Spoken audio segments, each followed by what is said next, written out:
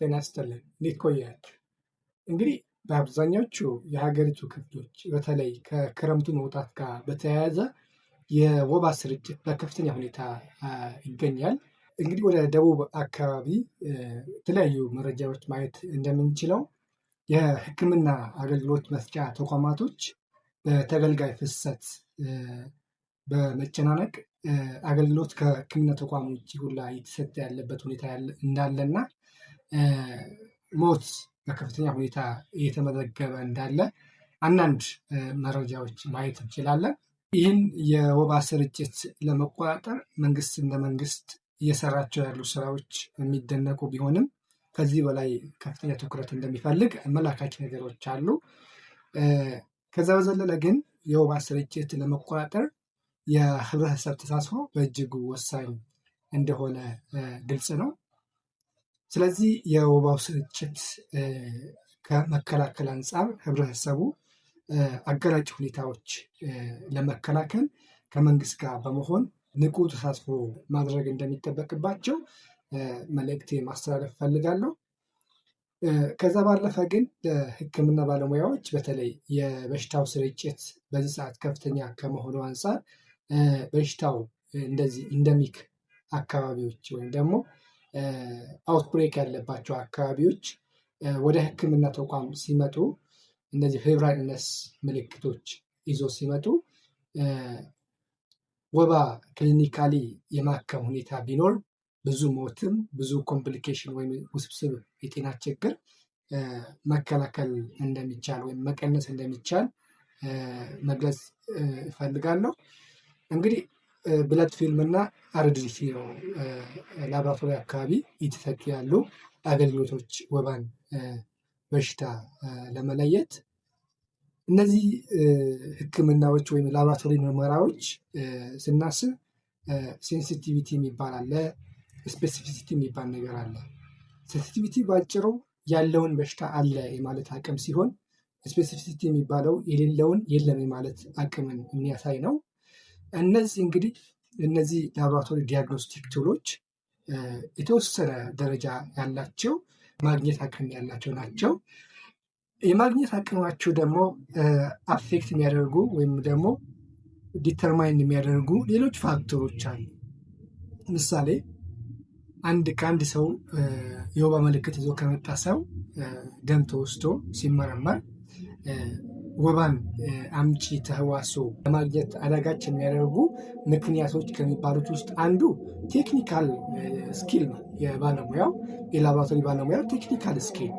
ሁለተኛው ስሚር ዴንሲቲ የሚባለው ቲክ ሆነ ቲን ፊልም ላይ ቲን ስሚር ወይም ቲክ ስሚር ላይ ዴንሲቲው ማተር ያደርጋል። አነስተኛ ዴንሲቲ ያለው ከሆነ ኦብዘርቭ የማድረግ አቅም ይቀንሳል ማለት ነው። ከዛ በዘለለ ሚክስድ ኢንፌክሽን ሲኖር ፒፋልሲፓረም እና ፒቫይቫክስ ሚክስድ ኢንፌክሽን ሲኖር በስሞል ዴንሲቲ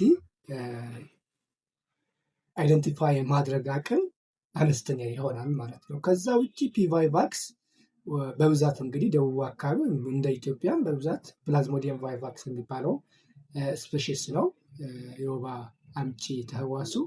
ይህን ተህዋስ ፒቫይቫክስ በተለይ ፔሪፈራል ናሙና በምንወስድበት ጊዜ እዛ አካባቢ የመገኘት ፕሮባቢሊቲ ሌስ ነው። ስለዚህ ፒቫይቫክስ የመገኘት እድሉ አነስተኛ ነው ማለት ነው። ሌሎችም ተጨማሪ ፋክተሮች አሉ። እነዚህ ፋክተሮች እንግዲህ ኮንሲደር አድርገን ላቦራቶሪ ምንም አልታየም ማለት በሽታው የለም ማለት አይደለም። ስለዚህ ሐኪሞች በተለይ ክሊኒካሊ በደንብ ወባን አመላካች የሆኑ ክሊኒካል ኤቪደንሶች ሲኖሯችሁ ፕላስ ደግሞ አካባቢው ለወባ ኢንደሚክ ከሆነ ወይም ደግሞ እዛ አካባቢ አውትብሬክ ካለ ሁለት ምርጫ ነው ያለን። ወይ ክሊኒካሊ ማከም WHO ሪከመንድ የሚያደርገን፣ አሊያ ደግሞ በደንብ ኦብዘርቭ ማድረግ ታካሚዎቻችን በቅርብ ርቀት መከታተል ማለት ነው። አንቲፔን ሰጥተን ብቻ ሸኝተን ኮምፕሊኬሽን ወይም ውስብስብ የጤና ችግር ይዘው ከሚመጡ ወይም ብዙዎቹ እየሞቱ ነው እንደምንሰማውም እንደምናየውም ብዙዎች እየሞቱ ነው። ያ ከሚሆን ወይ በደንብ ኦብዘርቭ ማድረግ መከታተል፣ አሊያ ደግሞ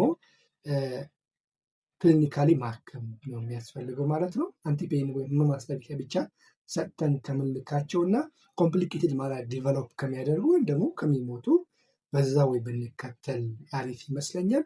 ከዛ ውጭ ይሄ ፒቫይቫክስ የሚባለው እንግዲህ ሪላፕስ ወይም በተደጋጋሚ በሽታው በመፈጠር ይታወቃል። ለምንድን ነው? ሃይፕኖዞይስ የሚባለው ስቴጅ ሊቨር ውስጥ ይቆያል። አብዛኛው በኮአርተም ስናክማቸው ሰርኩሌሽን ውስጥ ያለው ከማከም ውጭ ሃይፕኖዞይት አያክም። ስለዚህ ፉል ሪካቨሪ ወይም ደግሞ ሪላፕስ ለመከላከል ወይም ሃይፕኖዞይስ ስቴጅን ለማጥፋት ያለው ትክክለኛው አማራጭ ምንድን ነው? ፕሪማኩዊን የሚባለው መድኃኒት ኮምፕሌት ለ14 ቀን መውሰድ ያስፈልጋል። እስታት ሰጥተን ብንሸኛቸው ትክክል አይደለም። ብዙ የተለመደ የሚታዩት ስህተት አንድ እሱ። ሁለተኛው ነገር ለ14 ቀን ሰጥተናቸው በደንብ አድቫይዝ ማድረግ እንዲወስዱት። ሲሻላቸው ሲምፕተም ፍሪ ሲሆኑ ታካሚዎች መድኃኒቱን ያቆሙታል። ይሄ ሪላፕስ በተደጋጋሚ እንዲታመሙ ሊያደርግ የሚችል አንዱ ፋክተር ነው ማለት ነው። ስለዚህ ይሄን በደንብ መንገር።